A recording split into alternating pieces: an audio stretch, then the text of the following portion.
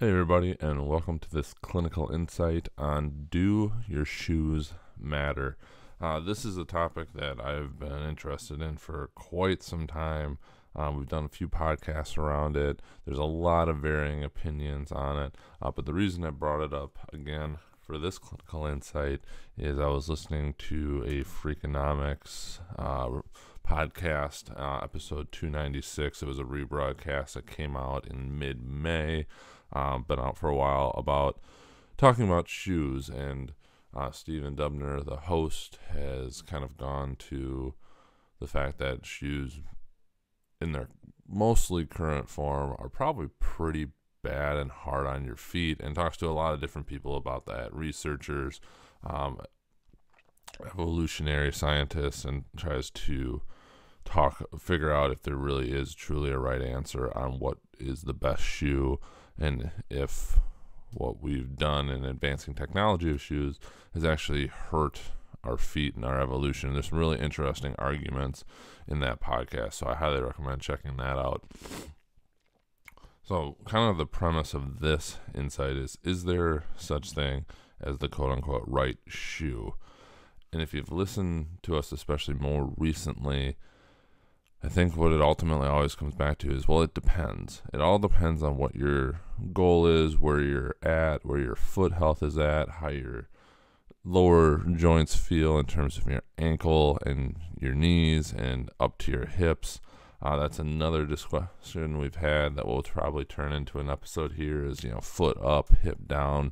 Does one make more of a difference in terms of just the control of your lower leg?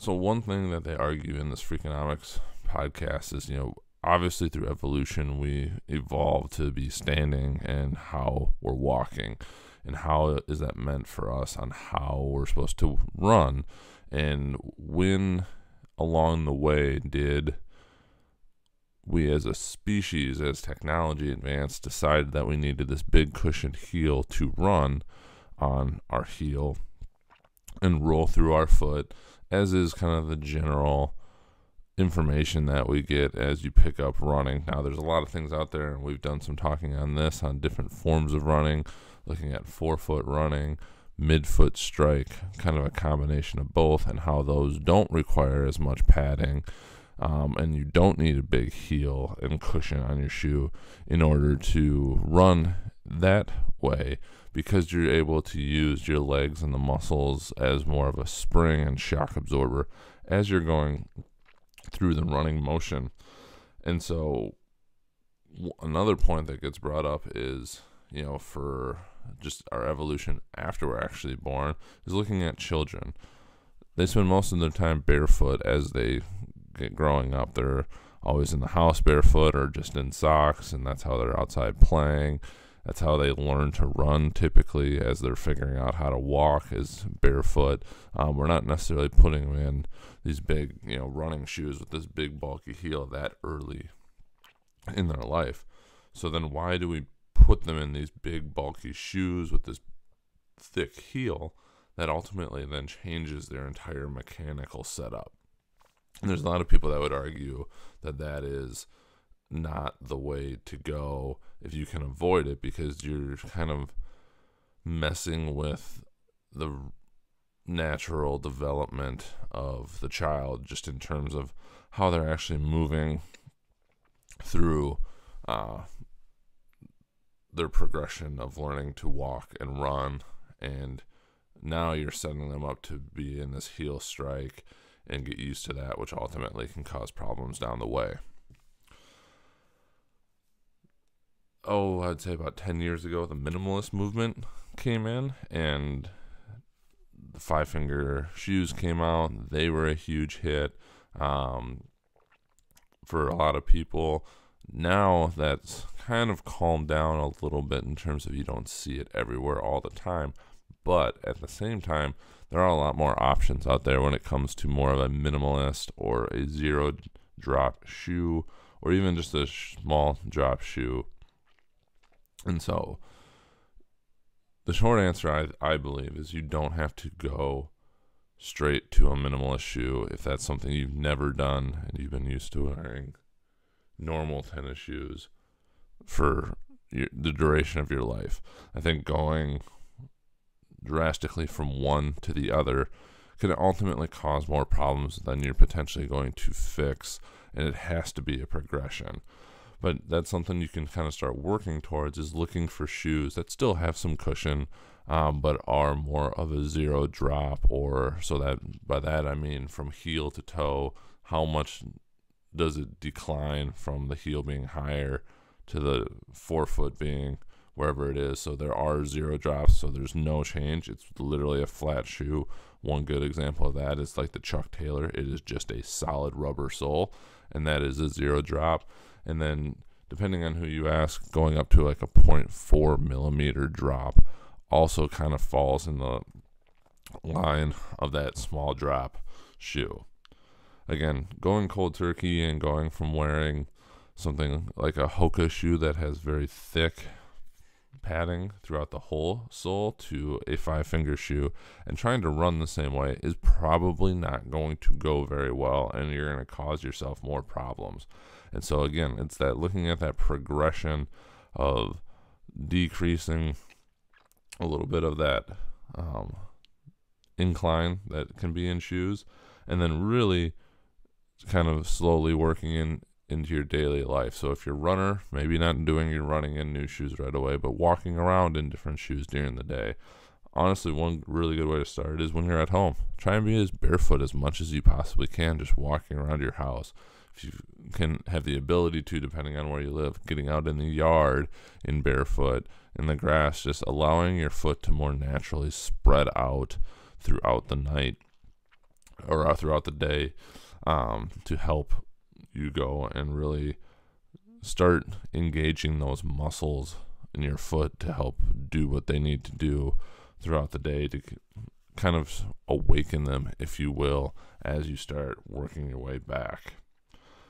Other things you can look at: shoes with a wider toe box can really help your feet feel a whole lot better. If you look at a lot of the shoes we wear, they don't seem to actually be designed in the same way as our foot, where it's maybe a little more snug at the heel, and then actually should come up towards the forefoot and actually get a little wider to wrap around. A lot of our shoes, especially dress shoes, most definitely dress shoes, actually cram your toes and your forefoot together, and it gets a little bit more pointed and comes to a point, i.e. the wingtip, or look at some heels.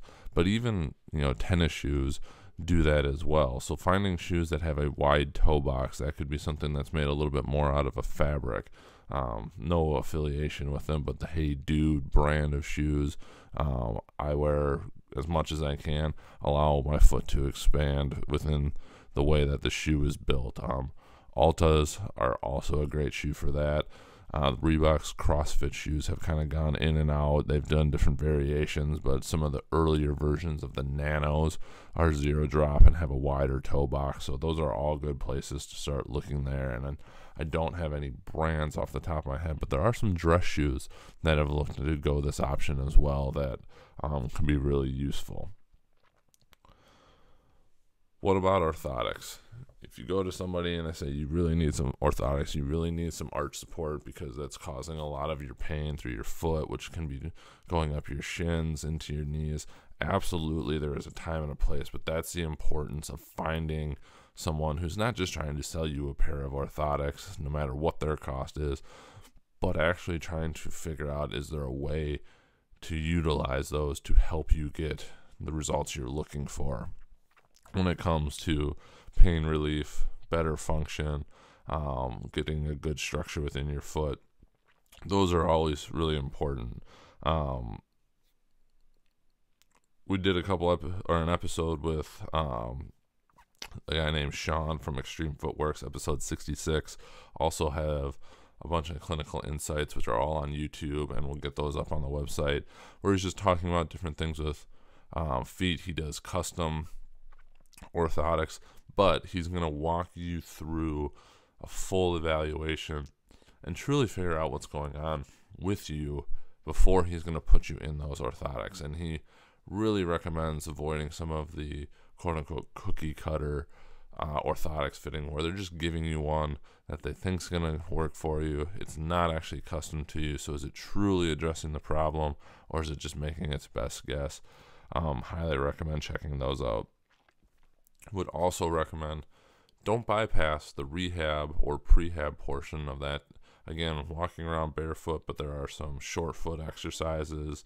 There's toe yoga, and a lot of things you can do for your feet and lower legs that if you can get those muscles to working in to help functionally and dynamically support your feet, those are going to pay off in the long run. It's just not as quick of a fix, but that can be a huge complement to utilizing an orthotic or some version of one to help kind of build everything back to getting it to feeling better, and maybe you can ultimately work out of that orthotic down the line if everything's feeling good.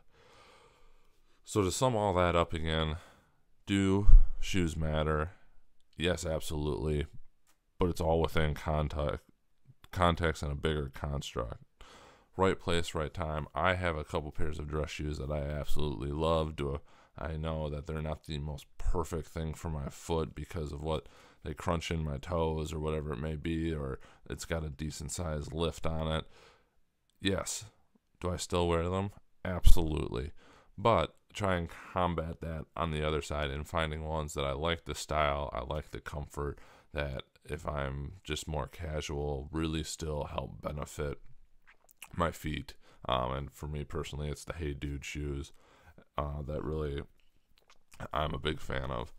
But finding that balance and that construct is what's going to ultimately matter. I've been fortunate enough to not need orthotics. That could be something I'd look for down the line, but I'm hoping through doing these other things that that's not something I'm going to have to do.